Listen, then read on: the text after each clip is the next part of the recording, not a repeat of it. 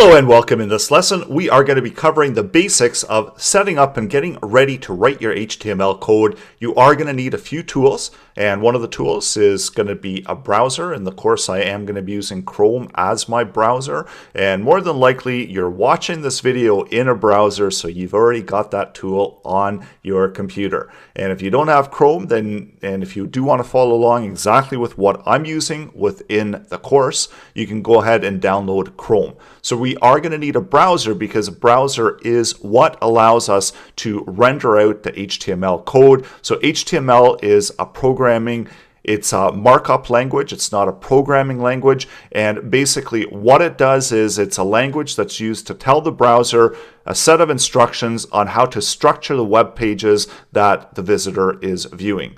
We are also going to need an editor, so there's a number of free editors online, as well as a number of editors that are directly online, so you don't even need to download them. You could just go to them as long as you've got an internet connection and access the editors online. So I've listed out a few, including CodePen, JSFiddle, and JSBin.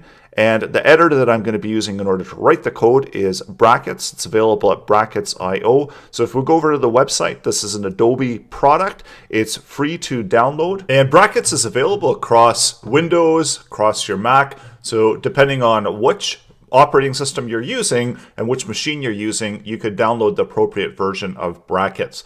So I am going to be using that within the course. And as I mentioned, there's a lot of these editors that are out there. You can use any type of text editor as well. So those are commonly used. And also, if you wanted to write the code online, so this is CodePen, available at CodePen.io. So you do need to have an internet connection. And with here, you can simply start writing your code. And you've got different windows for HTML, CSS, and JavaScript. You can sign up, sign in order to save your content.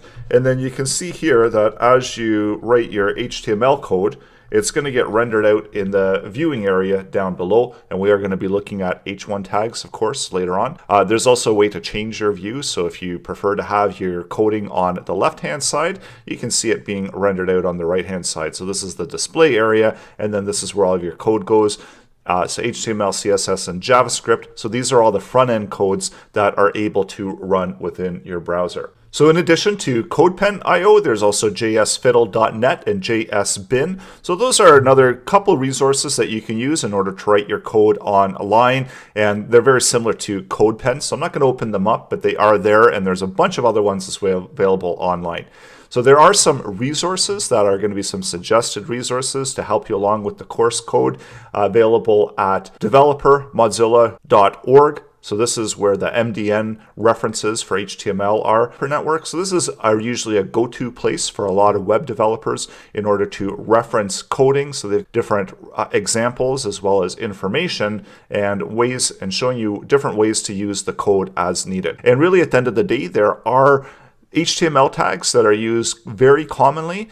So there's probably about 12 or 15 of those ones. And then the rest aren't used as often, but it's good to know that they're there in case you do need to use them. So this is a great reference. It's available at the Mozilla Developer Network, so mozilla.org, at developer.mozilla.org. Snapshot of websites, what they looked like in the past.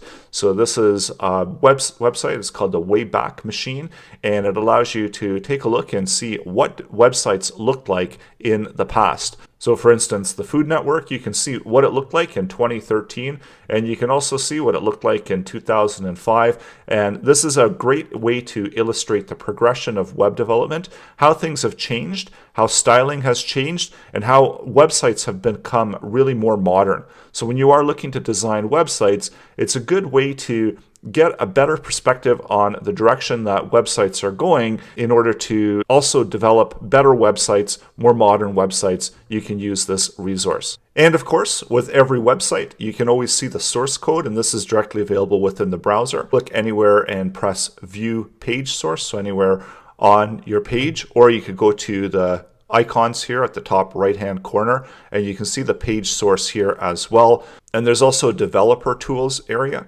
So under More Tools, you can go to Developer Tools, and this will give you an overall listing of your HTML that's being used in the page, as well as when you hover over it, you can see that it gets highlighted and lit up information there about the web page. So you can see all of the source code of any web page because this is all HTML. So it's front-end code, and it's just simply the browser's way of rendering out as the viewable area. And the HTML is always sitting in the back of every single web page. So having a good browser as well as having an editor is really all you need in order to get started creating websites. So now that we've got that out of the way, next we're going to jump into writing some HTML. So go ahead, download the editor, set up your computer, and be ready for the next lesson where we're going to write some HTML code. In this lesson, we are going to be writing some HTML code, but before we do that, let's take a closer look and see what an element is. So an element allows us as the developer of the page to tell the browser what we want to happen with that code. So it provides some structure within our code and our web page. So in this case, we've got the words, this is a paragraph, and that's indicated under content, and this is green. And it's wrapped with the element tags. So we've got a starting tag, which is the paragraph. So this is indicated by a P. And it's got the closing tag, which is indicated by the /P. So that's closing off. So anything that's contained within the middle here is the content. And this is actually what gets output. The tags, as well as the attributes, which we are going to look at near the end of this course, is going to help the browser understand how to display this text. And everything all together is the element. So go ahead and open up brackets, and I'm going to write some code, and then we're going to take a look at it within the browser and see what it looks like. Before we write any of the code, let's take a closer look at one of the websites. So this is located at info.cern.ch, and this is actually one of the first websites created, and there was initially a reason to create HTML code. So if you go on any web page, you can open up the source by right-clicking on the page. And in this case, I am using Chrome, so I can click and open up View Page Source. You can see that there is some basic HTML here. And what the HTML is doing is it's allowing us to create some structure on the page. So we're able to distinguish between different areas of the page. So in this case, we've got an H1. So this is indicating the heading area. And there's also the paragraph. So that was the element that we looked at. And then there's unordered lists, so UL and LI. So this indicates this is a list, and then these are the list items. And then within here, we've got the hyperlinks. So we are going to be looking at all of these different tags in the upcoming lessons, so not to worry. And then as well, there is some additional information. So we've got an HTML tag that opens and closes, and all of the content contained within it, nested within it, is part of the HTML page. And that's the whole general idea of writing HTML code, is where you've got a tag, and then you've got something nested within the tag. So we can have an HTML tag, and then also additional tags contained within that parent tag, and then so on and so on. So adding additional tags as structure is added into the page. So I'm going to open up the editor, and this is brackets. Now I've just opened up to a folder. I've got nothing in the folder, and I'm going to go ahead and create a brand new page. And then within this page, I'm going to add in a paragraph tag. And within the paragraph tag, I'm going to add some content. And this content is just going to say hello world. And I'll show you what the difference is between if we have the paragraph tag and if we don't have the paragraph tag. So there is going to be a subtle difference. And then this page, what I want you to call it, this file, call it index.html. And the reason we start with index or default is that this is the starting place for the folder. When the server goes to file and it doesn't have a path, it just has the main root folder. So you see this on many websites where we've just got the domain name and then we don't have anything after that. So it needs to have a default starting place, and this is where index and default.html files are used. And also we use the HTML files in order to contain the content, because this is what the browser can read. So go ahead and save this. And once you've saved it, we're going to open that up within the browser. I'm going to minimize and have the editor on the left-hand side, and then open up a preview on the right-hand side, which I'm going to minimize as well. So you can see that in this case, we've got hello world and hello world. But what happens if I duplicate these? So you can see there is some spacing between the top hello world and the second hello world. And that's because of the paragraph tags. So when I save that, The interesting thing that happens here is that the first two actually get some structure, whereas the other two don't have any structure. They're just content that's being output there. And that's why we use HTML tags in order to create some structure for our content. And this has actually set them up as paragraphs so it's more readable. Instead of just having hello world all on one line, we've got hello world, which is one paragraph, and then another paragraph, which is hello world as well. Open up your editor, create an index.html file, and create your first tag in HTML and make it a paragraph tag. So open the paragraph tag and then close the paragraph tag. And the only difference is that we do the /p when we're closing it off, and then add some content in the middle of the element so you have something that you can see within the browser. You can also open this up. So I did use the live preview, so this is available in brackets. If you're not using brackets, you can open up to the file location. So my file is located in a folder called HTML, and I've got a file called index.html. What you can do is you can go to wherever the file is located on your computer and open that in the browser, or drag it and drop it just like I did, and you're going to see the results are the same because the browser does work locally on your system, so you don't actually need an internet connection in order to render out the code. All it needs is that HTML file. Create your index.html file and add a paragraph tag, and you can be ready to move on to the next lesson. We're going to explore a little bit more about what HTML is and how to structure it so that's an actual HTML page. So that's still to come. How did it go? Were you able to create your index.html page? So you're ready to move on to the next part, and that's to structure your HTML page properly. So every HTML page does need to have a certain set of tags. And the first one is going to be the main HTML tag, which is going to wrap all of the content, all of the HTML code. So any of the HTML code for the page should be sitting between the opening and closing HTML tags. So basically it wraps your entire HTML document. And I know without it, it still works, but proper structure, and if you ever come across that question that's asking you what 4 tags every web page should have, that's the HTML, the head, the title, and the body. So next comes the head, and this is the head area, and this isn't typically seen other than the title for the user. And anything within the head section, this is where you add additional instructions used by the browser. So you can have some metadata, you can have some links to your styling, you can also include some styling in there as well as JavaScript. And this is where all of that goes between the head tags, so opening and closing head tags, and the title sits in there as well. So the title is going to be visible within your browser tab, but besides that, it's not going to be actually visible within the page. So within the body of the page, all of the body stuff, anything that you want visible to the user when they go to your web page sits within the body tags. So let's open up our editor and add in all of the HTML tags. And then just at the top here, we've got doc type HTML, and this is indicating what document type the browser can expect. So without it, it's going to just default to whichever one is the most current one. It's going to try to fit all of the code into that.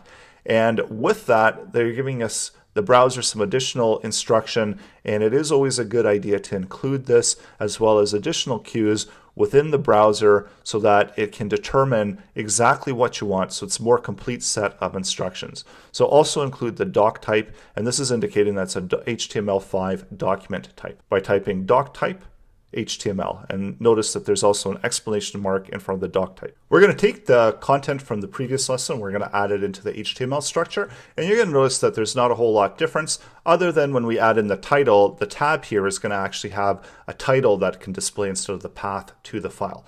And I am going to be using the live preview in brackets. I saved the previous source code to one_index.html, so we can close that, as well as I'm going to close the left-hand side menu.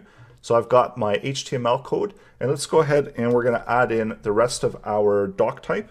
So that's doc type. And this can be upper or lowercase, so doc type HTML, indicating that this is the document type that the browser can expect.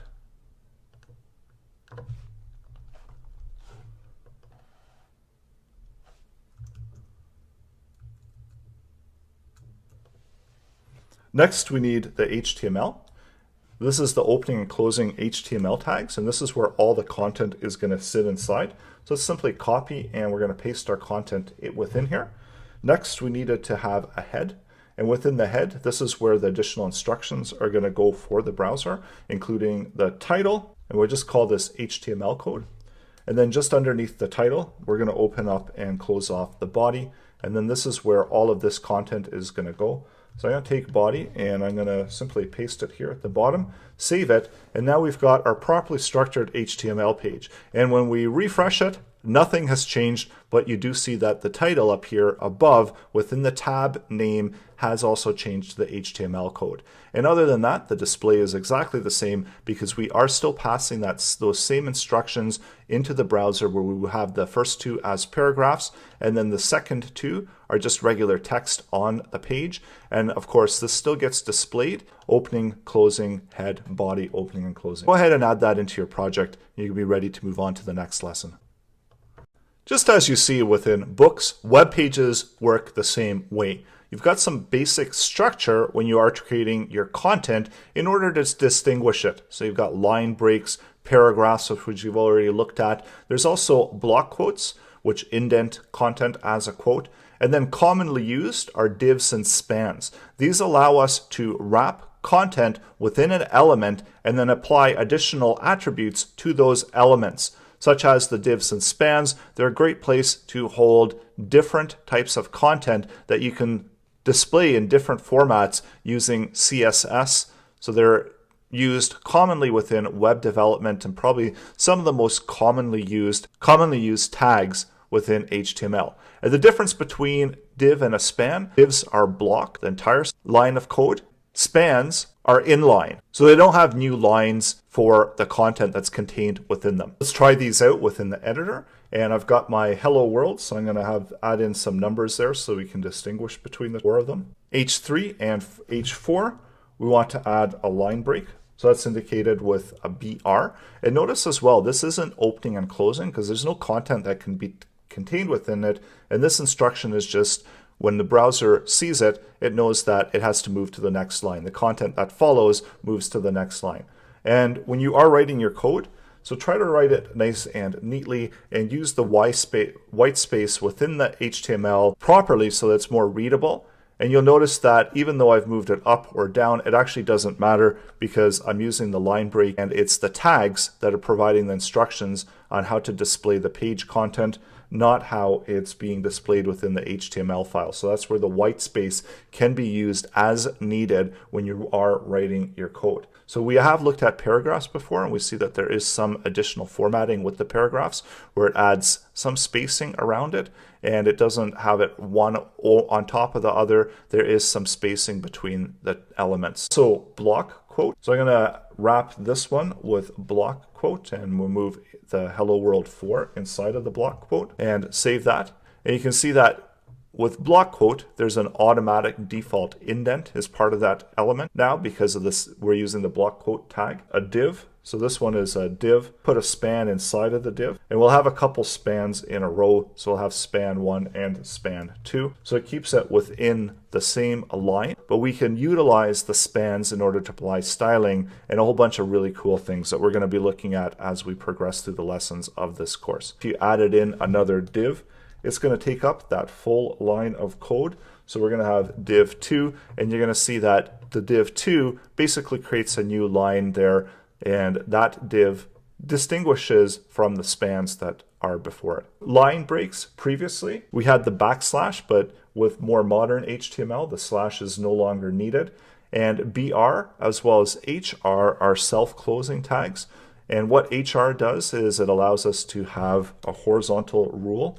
So this works the same way as a BR, except it adds in this horizontal rule. And you don't see a whole lot of this being used, and most of the way that we're outputting the content is controlled with styling, and that's where we create some strategy when we are creating the structure of the HTML code in order to incorporate the styling at a later point. A few that you might not use commonly, but they are available. So this is for underline, and this is just an U, opening U, closing U, and that creates an underline. And we're going to just add that into the span. There's also strike. So this one, again, it's not one that you commonly see, but it is available. So it's good to be aware of these ones, and you probably won't be using them very often. And what this does is this just crosses out the word. Underline adds an underline to the word. And there's also big, and this is going to make it big. So a lot of the tags as well, they have semantic meaning. There's small, which of course is going to do the opposite, so it'll make it small. So you can see the text is big here, it's smaller. There's also for quotes. So this is quoted text, so it automatically adds the double quotes around the content, and this is added via the browser. Also cite. You can see that this is slightly slanted over, so this is used for citing your content. And then lastly, we're going to look at code. So if you're writing some code, it writes it within this type of font style. So it changes the font slightly and makes it smaller, which just makes it more readable so that you can distinguish the various different elements on the page just by updating their different tags and using the tags appropriately to structure the elements. And then we also have nested elements within parents, and we saw that within the span, the div, and within the body, and then ultimately within the HTML tag. And this is how you can create structure within your page by having additional content contained within it, nested within it, and you can go as many levels deep as needed. Open up brackets, try out some of these new tags, and there's a little bit more to come in the next lesson. Hey, are you ready for some more tags? And I've got some more in this lesson. And the good thing about HTML is that you don't actually have to memorize all of the tags, because these tags, it's good to be aware that they are here, but you don't have to worry about memorizing every single one of the tags, and you can use them and apply them within your code as needed. So whatever makes sense at the time, those are the ones that you can apply within your coding, and you can leave out other ones that maybe aren't needed. So going back into our hello world, I'm going to nest in and add in strong. So this is bolded format for the content, moving in the hello into the bolded format. So you see that within the page itself, it gets slightly bolded, so it's a little bit darker, and that's strong text. There's also bold, which is pretty much the same thing, and I'm going to bold the 1. It's actually just putting emphasis on the page itself, on the content itself. And commonly now we're using strong, we're not using the Bs, even though the Bs are a little bit shorter, but they're not as meaningful as the word strong. And that's where the shift has been with HTML, that we're shifting more towards the semantic meaning of the tags, instead of just having these common tags like B as well as I for the italic text. So now it's changed to EM for emphasized text. So let me show you what that is. So we've got EM, and the content within here is going to be slightly slanted. And you can see it's similar to what we saw with the site, where it inclines them to the right slightly. There's also the I tag. So this was again what we were using before we had the EM. So it was providing emphasis, and it was doing the same thing. So that really the bold and the strong look the same, the italic and the emphasized look the same, but you should be using strong and EM because of the semantic meaning of that text. There's also mark. So what mark does is, I'm going to just put mark in here. It highlights the content. So you can see here it's highlighted on the right hand side, any of the content that's contained within mark. So it marks the text so it's more visible. You can also have deleted text, and that any of the text that's contained within there. It's basically strike through. It looks the same, but this is just indicating that it's deleted. And if you do have a choice, and if you are looking for that deleted text, then make sure you use delete instead of strike, because delete is more of the more modern way to do that. There's also insert for inserted text. So if you have inserted content, and this basically underlines it. So this is indicating that it's inserted. And this is also more for editing as well. You can also do subscript. And what subscript does is it places it below the regular script. And there's also subscript. So that places it above the regular, where the regular content line is going to be. So that's subscript. So you can see that's above. This is below. And the more semantic tags are better for SEO, for search engine optimization. So now we've provided quite a few different tags to try out. make sure you do try them out. And again, you don't have to memorize each and every one. Just remember that they are there if you do need them. And remember, there's always styling, a whole variety of styling that can be applied to them. And this styling can be way more customized using CSS, cascading style sheets. In this lesson, we're going to be covering lists. Lists make content more readable within our HTML code. There's a number of different ways to create lists. First of all, there's an unordered list, which is represented by the tag UL, and then the list items are contained within it. There's the ordered list, which presents a list item number in front of it, and I'm going to show you these as well within this lesson, and they also contain list items. And then there's also definition lists. So we've got definition terms and then definitions. So these are also another type of list, and this is less commonly used within HTML. Most commonly, you're going to find that you've got the unordered lists that are being used within HTML code. A quick example of a simple list is available at info.cern.ch, and as you can see, down here where they've got the navigation of the website contained within list. So we've got their navigation browse to the first website using line mode browser simulator, learn about the birth of the web. So there's a lot of really interesting links here. And when we open up our source code, you can see that these are presented in a list order. So it's unordered list, and it's got the first list item. So you don't actually see the tags, but you see what the tags are doing on the page. And as well, on the first website here, you can see when you check out the source contained within here, it's using a definition list. So it's using the DT list format in order to list the items out so that it is separated and a lot easier to read. Opening up our editor, we're going to create some list items. So it starts with the type of list that we're going to creating. So either an unordered list or an ordered list. So in this case, we'll try an unordered list inside of the unordered list. So they're represented with the tag LI. And as you can see, as I'm typing it on the right-hand side, it's already got some formatting. So it's got the formatting where it tabs it in from the rest of the content. And then we've got a bullet point there.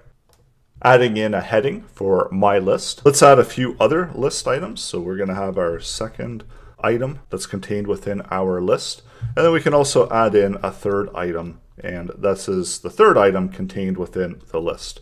So now we've got 3 items in the list, and now it's nice and neatly laid out within the bullet points of the list. And you can also see that it's slightly indented from the rest of the content, and it contains these different bullet points. You can also update the different styles of the bullet points, and this is applying a style to it. So doing the style attribute, you can set list style type, and then within brackets you're going to be presented with a lot of different options here. So you can actually change it into an ordered list, so using the Roman numerals if you wanted to. You can see that that gets now represented in there. And there's a lot of options here that are available when we're selecting the different list items. Default, it's going to be a disk, so update that as needed if you want to make updates to it. So you don't have to include the style tag, because by default it's going to be updating it as a disk item. Next, let's create an ordered list. So that's representing the list with OL. And then the list item format is the same thing inside of here. So just adding in all of these list items, and you can see by default it's using the decimal style where we've got the numbers starting at 1 to 3. You can also update this with attributes. So setting a different start value if you want. We can start it at 5 or whatever number we select within the attribute. There's also different types that you can select. So a number of different types, and you can see that within the drop down of brackets, we've got the numeric style, that's the default with the 1. We can also do it uppercase letter value style. And you can see that there was 6 different possible styles that are available within the types. That also includes the Roman numerals uppercase, and then lowercase alphabetical, and then lowercase Roman numerals. So those are the different styles that are available within the ordered list type. And you can also select these as needed. And then the last type that we wanted to cover is the definition list. So let's indicate that with the DL tag. So that indicates that we're creating a definition list. I'll move this up so we've got some more space to work with. And then within the definition list, We need to set a definition. So this is whatever term we want to use to describe the item. So that's a DT tag.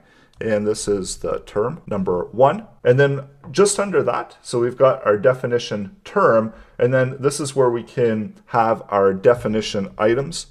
So that's the DD, and this can be item number 1. And I'm going to copy these out so you can add as many of these DDs as needed, and updating the values to be 1, 2, 3. So you can see that it creates this nice ordered type list.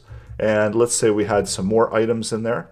So this is definition term 2, and it presents it in a nice, neat format. So it's really easy to read and make sense of what type of content is being presented here. And it's all contained within the DL tags. So open up your editor, try this one out. And also you can play around with the attributes. If you're using brackets, you're going to see the drop-down options for the attributes. And you can make some updates to those as well, updating how your list is presented within your code. In this lesson, we are going to be exploring HTML attributes. Earlier, we did get a quick sneak peek at what attributes can do. And essentially what they do is they allow us to apply additional information to the elements. So this can be things like different styling properties, as well as we saw, we could adjust the behavior. When we had the list items, we could adjust their starting position. So those were customized attributes that were contained within those elements. So typically within elements, you can also add in title. And with hyperlinks, those are the A tags that we are going to be looking at in this lesson. It's going to actually require some attributes, including where the location is that you want to take the user when they click the link. So this is how we can create clickable links using the attribute. And then as well, we have an option to set where the target is. And the search engines do use the link text in order to determine what the target is. So it's always a good idea to include those keywords within the link text to effectively describe where the content is being linked to. When we are linking to content within our page or with other pages, we use the A tag. So this is the anchor tag, and it creates a hyperlink to other websites. And it does require a few attributes, and as well, it's an opening and closing tag, so that creates the entire element, and this is the link to whatever content we want to link to.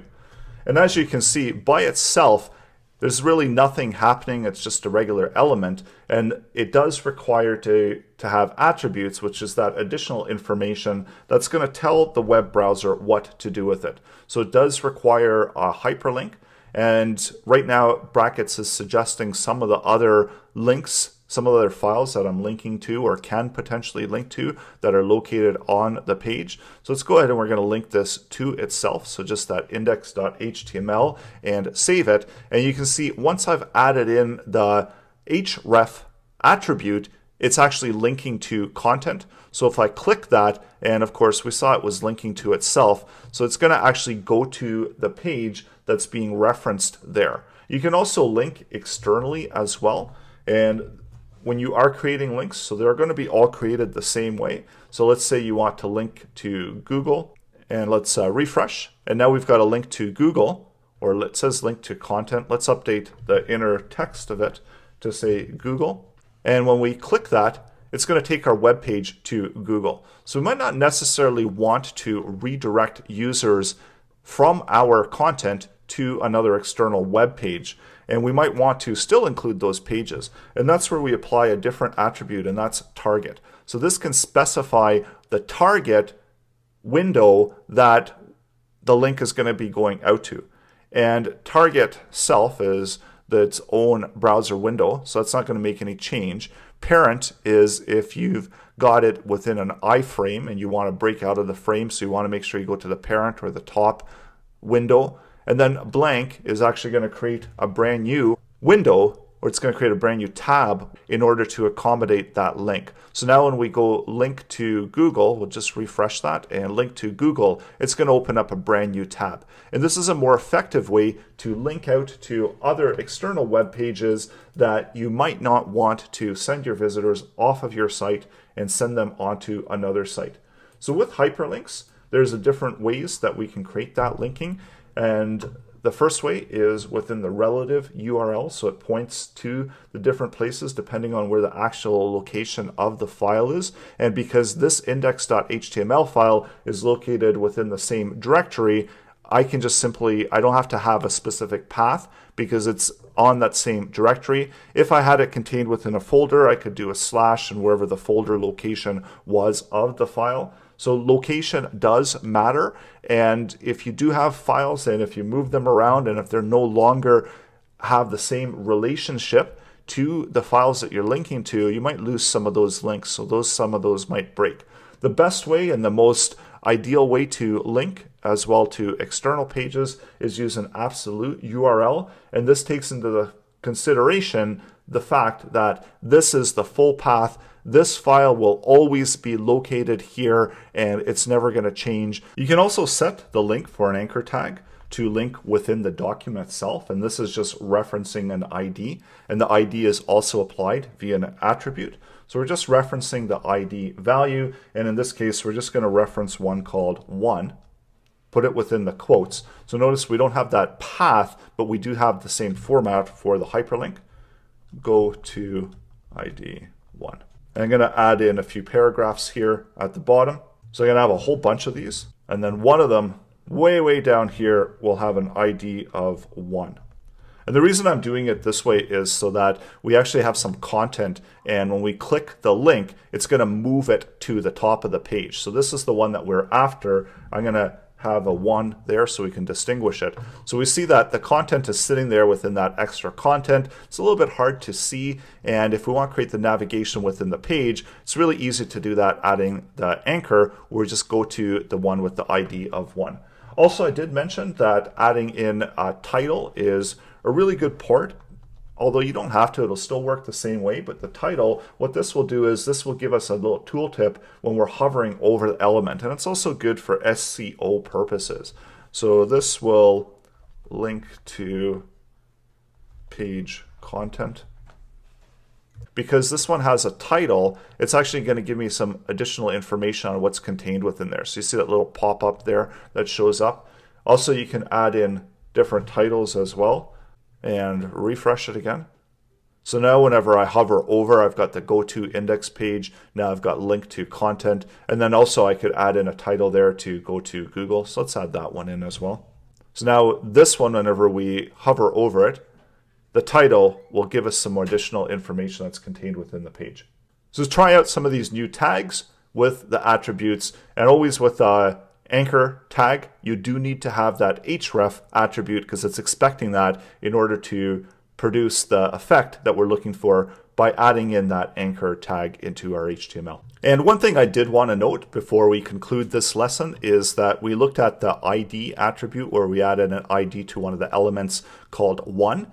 So with adding in IDs, you can only have 1 per page, and if you want to add additional IDs to the elements, and each element can only have 1 ID or should have 1 ID associated with it within the attributes. So make sure that you do follow that, and if you do want to link out to other parts of the page, then you'd have to create another hyperlink with another link to another element with a different ID value.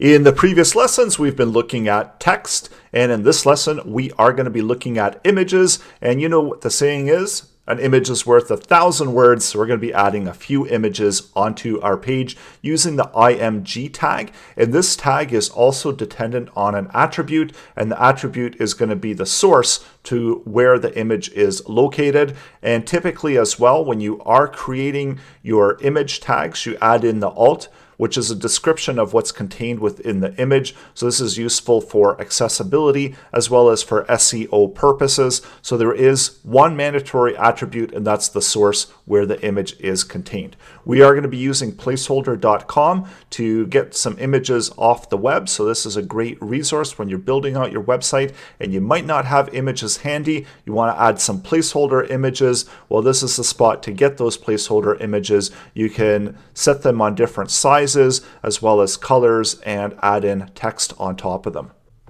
In order to get images, we can go over to placeholder.com, and this is where we can create some default images. And as you can see, there's different ways to generate the images. There's a lot of information contained on this site. What we're going to be doing is just using a basic image. It's a basic 150 pic square dummy image, and adding that into our HTML. So opening up the HTML code, let's refresh that code. We've removed out quite a bit of the formatting, and we're going to add the image right here at the top. So that's the IMG tag, and we do need a source, and the source is going to be where the image is located. So if we want to get an image that's located over here at the placeholder website, then you can go over to there and you can copy one of these links out.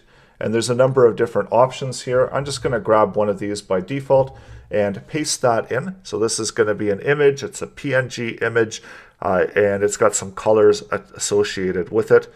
Get rid of the additional placeholder.com content and close this off, and that's going to create our image on the page.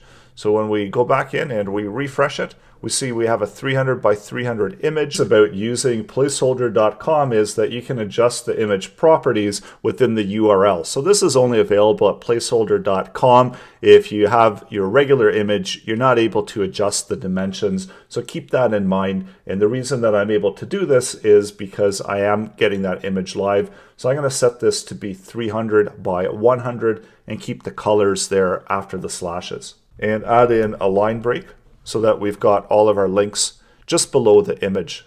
So within the image, adding in alt text. So that's just with the alt attribute. And this is where we can place alt content into the image. And the image, if the image doesn't show up, then it will show the alt text, as well as screen readers will pick up the image information. So I've got an alt tag of dummy image. We can go down and we could see. And then over here, if, for instance, this image, the path was not correct, and we refresh it, you can see that now it writes the alt content there instead of the image when it isn't able to pick up that image. If you want to link out, create an image with a link, all you have to do is create the hyperlink and add the image between the anchor text. So if we want our image to link to Google, we've just added it in here within the hyperlink.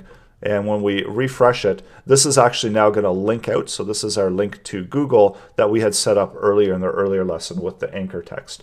So go ahead, try this one out as well. And if you have images on your computer, you could link to them locally. And in this case, we are linking out to the placeholder.com website. You're welcome to use that as a resource as well. With HTML5, we got the introduction to more semantic element names. And as you can see in this example, instead of just using a bunch of divs and giving them IDs, we've got more meaningful tag names, such as the header. We've got still our div, we've got nav for the navigation, we've got article for main content, a side, if you want to put a side menu here, side section, and then the footer at the bottom. And you can use these in any section or any part of your HTML page when you're designing the structure of your page. So you can have footer a number of times, header a number of times if you have that within a section. So this is all up to the designer and the developer. And these attributes all behave the same way as divs. So they're just more semantic names, but the behavior is the same as divs. And essentially they're container elements that allow us to position and have more meaningful names for the elements. So let's create a web page with a number of different sections in a more structured format using the HTML5 tag names. Opening up the page that we've been working with, just as we saw with head, body, we can use these semantic named elements to provide some additional structure for our web page. And keeping in mind that because you can have multiple headers, when you are trying to apply styling, it's always a good idea to give it an ID or a class so that you can identify the element that you want to apply the styling to. So in this case, let's create one that will be header for the website. So this is our main header sections, header content area, and this is going to be on its own there. And then next, let's create a div. And this div is going to be where our main content is going to go. Give it an ID of main so that we can identify it afterwards. And then within the top main area, this is where we're going to place our navigation bar, so give it a tag of nav. And typically with navs, as we construct navs, they're typically as unordered lists, and then we apply the styling to create the navigation listing for it. So we're going to keep it as an unordered list, and I'm going to get rid of the style because we don't need that style anymore. We've got our first page, and I'm going to give this some more meaning for the page names. So in this case, maybe we will want this one to link out to home, this one can link out to about, and then lastly, we can link out to contact. And because these are linking out, they should actually be hyperlinks. So let's add in the hyperlink anchor text. So linking out to our index.html page. And because I'm creating these as placeholders for later on, I'm going to link out to about and contact, even though I don't have the pages created yet. So we're going to be assuming that we're going to create another page called about.html, and then lastly, one more called contact.html. Don't forget to close off those anchor tags. That's why brackets is turning the list items red, because it's indicating that that hasn't been closed off. So this is the main content area, and usually I like to indent this so that it's a lot easier to read when we are writing the code. So now you can see that we've got more structure. We've got our main heading area, so this is where we've got information that goes in the head of the website, so maybe the company name, company logo, as well as the main content area. And then underneath the main content area, I'm going to add in an area called footer. So this is where our footer content will go. So maybe some contact information, a phone number, and some additional links, giving it an ID of footer so that in case I want to reuse the tag footer, I'm not going to be stuck with just the styling for the bottom footer. I can customize it as needed. Within the main content area, maybe we want to add in underneath the nav. This is where we can have our main article content. So I'm going to create one called article. And this is the main content will go. And then beside the article, using a side. So if we want to have some ads, place ad here. And I'm going to add in the image as well as some content here into the main area. So move this up and add that in over here. I'm going to use the brackets beautify to realign all of my code so it's easier to read. Refresh it. And right now we've got the main structure for a website, and I know it doesn't look like a typical website, so it looks that we've got our navigation, but we do have the structure in place, and we're going to be ready to add styling. And styling is what's really going to make it turn and look like an actual website, that really the website is going to come to life, and we're going to be able to position the elements using the structure that we've created with the semantic elements. So go ahead and add this into your project.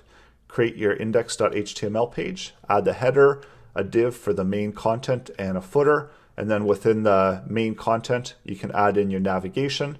And then below that, an article where all your main content will go. And then a side section where you can place some ads. And you can be ready to move on to the next lesson. This is going to be a quick lesson on adding in comments. So comments are helpful and they can appear anywhere within your web page document. They're not meant for the web page viewer. They're meant for developers in order to make notes and provide additional information on what the code is doing and what the code is intended to do. And you place comments within your website to reference them later on as you go back to your web page. It's a great way to connect back to what you were doing, what you intended to do with the various web page tags. Comments can be added anywhere in the page. And again, it's for referencing. So it starts with the opening the same way as we do the tags with the exclamation mark and then 2 dashes. And you can see that brackets now turns this in a grayed out muted format. And this is a comment. You can write whatever you want. And you don't break back into the code until you actually do the 2 dashes and the closing bracket sign. And then this is where the comment will sit. And this comment isn't going to be visible to the web viewer. It's only available within the source code in order to web developers to reference that information.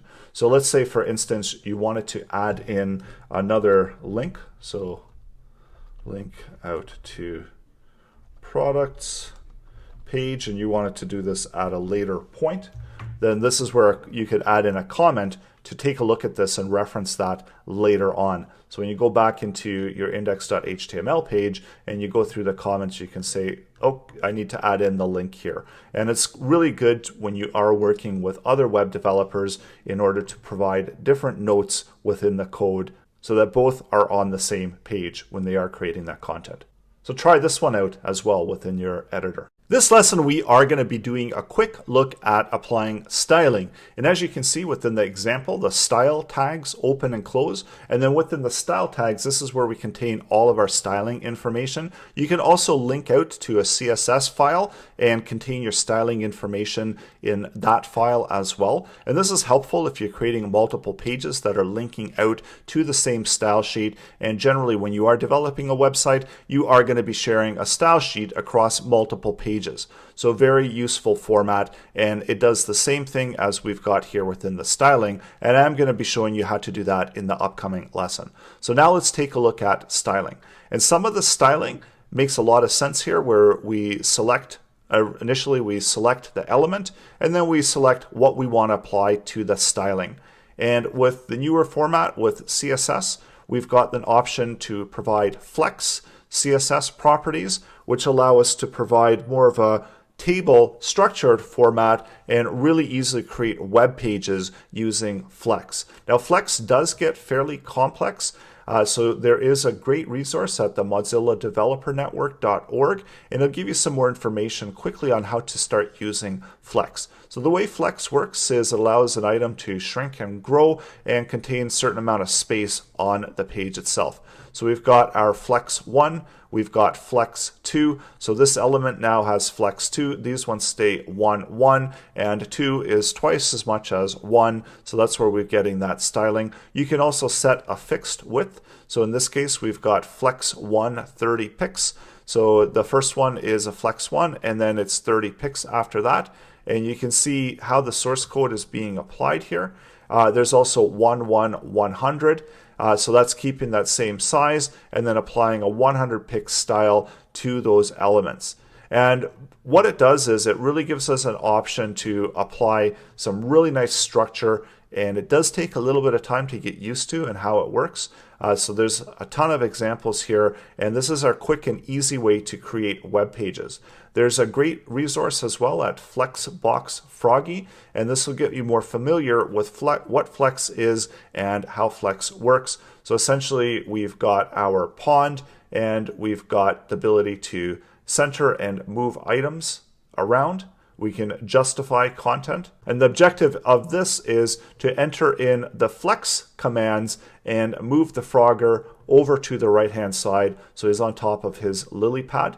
And in this case, what we can do is we can justify the content. So we write in the property and we select flex end, and we see that that effectively moves it over to the right-hand side. And this is how we can move our content and justify the content really easily using Flex with just one line of code. Now that we've seen Flex in action, what it does is it allows us to structure and to lay out our web page really nice and quickly. So there is quite a bit to Flex, and I've only covered just the basics of it so that we can get some structure. And I'm going to wrap up this lesson by covering up more about styling, making selection of the elements, and some more of the basic styling properties that you might be applying on a day-to-day basis on your website. So the first thing that we need to do is add our style tags. And just like other HTML tags, it's opening and closing. And then your styling goes between the two style tags. So we've opened it and closed it, and we've set up the ability to add styling. What we need to do first is make a selection of the element that we want to apply the styling to. And one of the easiest ones to select is the ID, because this means that with the ID as the attribute, we've got a unique name. Selecting that element is really easy because we know this one is going to be given an ID of header, so we know it can be identified as header. This one is main, and in order to select an element by its ID, we use the hash symbol. So that's that number sign there, and then we add in the name that we've given it as the ID. So this will allow us to make a selection of the element. The properties are applied within the rounded brackets. So we can now list out all the different properties that we want to apply to it. So let's say, for instance, we want to do background color, and there are a lot of styling options. And we select a property name, and then we need to apply a value to it. So colors can be used by the CSS names. So if we want deep pink, we can set it at deep pink. You can also use hex colors as well as RGB colors. So I'm going to be sticking to the named color values in this lesson just to keep things simple.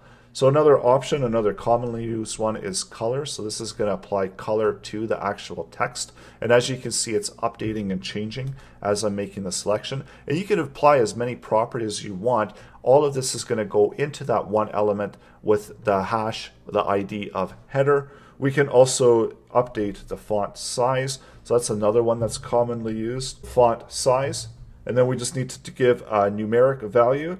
So 2em, or you could do 1.9, whatever em value that you want to apply to it, and it's going to see that it's going to change the size. You could also string multiple ones together. So let's say, for instance, I want the header and the footer. So we can type in footer and we comma separate them. So now we can see that both of them are getting those same background colors. And again, we did identify it with the ID of footer, and that's how we can apply some of their styling to the elements. Also, let's make a selection. And another one that we want to maybe select is the nav bar. So the nav is unique. You can also select it by its tag name. So if we want to select all the nav elements on the page and apply styling to them, and using our background, let's set the background color to be black, and we'll set the color to be white. And notice that because these are hyperlinks, it's going to actually require us to apply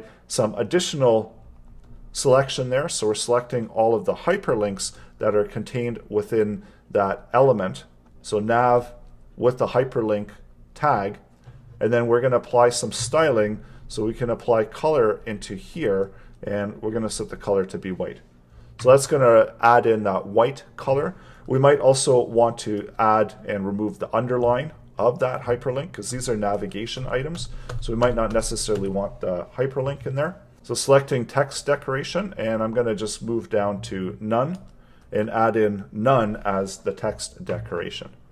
So as you can see, quite a bit that you can do with styling. And there's also adding in classes. So classes can be added in as attributes, and they work similar to what we see with IDs, but with classes you can apply the same class to multiple elements. And classes are indicated with a dot. So for instance, if we had our nav and we gave it a class of red, and we want to apply all of these red classes to various elements on the page. So maybe we want to have that within the footer as well. So we have a class of red, and what red does is, in order to indicate a class, we do a dot, and then the same thing where we've got the curly brackets, and then we add our properties. So in this case, I want to add in and update the color to be red. So see that all of those got the color of red applied to it. And I know we've got the ID here, so that's why we didn't really get to apply red to it. So maybe we want to update this class and move it to the A side so that our text actually is red on the page. So quite a bit that you can do. And with using an editor, you can typically start writing the class, the property name, and you're going to get a drop-down option where you can select the different property, and then assigning the value as well. You typically do get a drop-down value, especially if it's a color, and then you can just simply click and add those in as needed. So coming up next, we're going to wrap it up, and we're going to go back to Flex, and we're going to move some of the content around to make this look more like a web page. And then lastly, we're going to link out to our style page. So we're going to bring this to a separate CSS file and link out to it from our page and create the about and contact pages. So a little bit more to go in the next lesson to wrap up this website project. In this lesson, we're going to be wrapping up and completing our web page, our basic website that we've been building throughout the earlier lessons. So first, let's start by creating a brand new file, and we're just going to name this one, call it style.css. And this is where all of the styling is going to go. So you can go ahead and we can copy the styling that we did in the last lesson and just paste it into the CSS file. And we can clean this up as well using the brackets beautify option. And then instead of style, what we're going to do is we're going to link out to the style sheet. So you can get rid of the style tag altogether. And the benefit of doing this is that if you want to use the same styling, which typically you might want to do on a website, if we create the index page, about, and contact, we want them all to look the same, share the same styling. This is the way that we can do that. So linking to external sites, we use the link tag. REL, and REL we're going to specify that we're linking to a style sheet, and the type we're going to specify that this is text CSS, and then using the href that we saw with hyperlinks, we can select where the file is located, and in this case it's within the same folder. And then as soon as we've got the path in there, the styling gets applied to the page. So now let's wrap up the styling that we were looking at and that we were building earlier, where we're going to apply some of the styling to the header and the footer. So opening up that newly created style sheet, we can keep the background color and the font size that we saw earlier. And in this case, what we want to do, we're going to do text align, so center align the text, and also set a default height for this element. So for the header and the footer, we're going to give it a default height using the 15 VH. So VH is vertical height. So 15 points of vertical height, which is giving us roughly around 15% of the available space. And I also want to select that main area that we had as well. So using the hash main, and this was where we had all of our main content was going. We're going to use this one and set a minimum height of this one. So this is going to be at a minimum, is going to be 70 VH. As you can see, it's already starting to look more like a web page. I'm going to bring the sizing of this down to 100%. Right now I had it at 200%, so it was easier to view. But as you can see now, we've got the 15 at the top, and then the 70 VH, and then the 15 at the bottom. So it's giving us a combined total vertical height of 100%. So now it nice and neatly fits in there. So let's make some more adjustments. So we've set the main tab, the main content area, to minimum height. Also, let's use display flex. And really, display is giving us a way to show us how we want to display the contents that are contained within it. And if we do want to use flex, then we can do display flex on the main container. And this is going to allow us to apply different flex properties to the inner elements that are contained within here. So now we can select article as well. And we only have the one article. So I'm not going to use any ID. I'm just going to use the tag name in order to make a selection of article. Now let's bring flex. Question, we're going to have flex of 1 for article, make some adjustments. A side can also have a flex of 1. That way they're all going to be the same size, and then we can make adjustments as needed. And before flex, we were spending quite a bit of time, web developers would spend quite a bit of time trying to get and create using tables, and there's a number of different things that web developers have done over time in order to make these adjustments. And as you can see here, now it's all flex 1. So they're all taking roughly around the same size. And then the image itself is forcing the width of that main container area to stay larger. You can also adjust the size of the image. So we can set the image to max width of 100%. So that will make the image resize depending on how much available size is available for the image. So now all of the flex sizes for each one of those elements is the same width. So we might want to make some adjustments. And typically with the main article, we might want to have that as 3 as opposed to both of the sides could be 1 and 1. Maybe the A side, we might even want to make wider, so we want to set that to 2. We want to set that to 4. And Flex has given us a really nice and easy way to make these adjustments on our website. And you see that even as the page size changes, everything scales up proportionately. And when you are designing your website, think of it as a grid format where you've got the structure, and this is where the HTML structure is really important, because really essentially you're laying it out so that you can really easily apply that styling to it and make it look and behave in the way that you want it and you intend it to look. So now we've completed our basic web page structure. Let's go back and we're going to wrap this up. So these are all links that are going out. And there's also one other quick styling that I did want to apply. So we've hyperlink. And if we want to apply whenever we're hovering over it to make it look more like a hyperlink, we can change the color of the hyperlink. And we'll just put text decoration to underline. So now whenever the user hovers over the hyperlinks, they're more interactive and they look more clickable. Let's also update the list items. So we're grabbing all of the list items, and we can also specify if we wanted to nav list items. And remember that list style that we saw earlier, the list style type. So what you can do is you can remove it from all the list items, and that will remove out those disks there on the right hand side, and then also set the margin to be 0. And we should change this to the parent, which is the unordered list, so UL. The margin and the padding is going to be applied. So padding, and set that to 0. And you can see that now they've moved over to the left hand side. So let's go take a look at our website, and you can see how things are adjusting. Maybe for the A side I want to have a different color so it stands out as well. So update the background color. And then of course there's quite a bit that you can do with styling. So you can really customize it, and there are literally hundreds of different properties to apply. So it's all up to you how you want to lay out your website and how you want it to look, as well as the colors that you want to use. So there's endless different combinations to create your own website. So this is how to create your basic structure of your website. And going back into the index, the HTML page, this is why we apply the different structure in the website. So when you are developing the website, think of it like a grid and build out your content and your elements, position them appropriately as they fall into that grid structure. So we do have the main top, and then we've got our main content area. So this is a grid of 3 different columns where we've got our navigation on the left, we've got the main content in the middle, and then on the right hand side we've got a place to place some ads, and then the footer and the header, they both look the same, but of course with styling you can customize them and make them however you want them to look within your web project.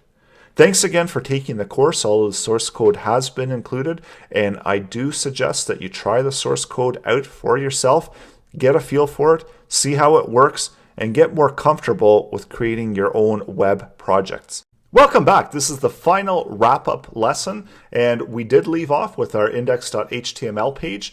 So once you've created your basic HTML page that you want to use across your website, so in this case, I've got 3 pages. I've got my home page, about, and contact, and I want them all to look the same. So I'm going to link out to the CSS, and I might want to update that inner content. So this is where I could use my commenting and add in content within the article area. And right now I've just got some placeholder content in there. So ideally this is where you would update and add content. And also if you want to have some different ads here on the right hand side, you could update and add that content in on the right hand side. The links are going to stay the same. The header and the footer is going to stay the same across pages, and we're linking out to that same style sheet, so all the pages look the same.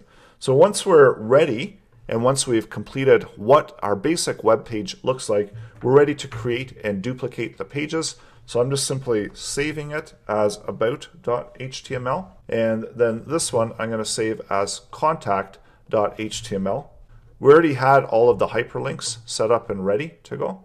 Let's open up all our pages that are available within this main folder. I'm going to refresh the file tree. So we've got contact, we've got index, and we've got about. Let me close that, and so we've got a little bit more space to play with. And all of the content updates are going to go in here. So we'll just go contact details.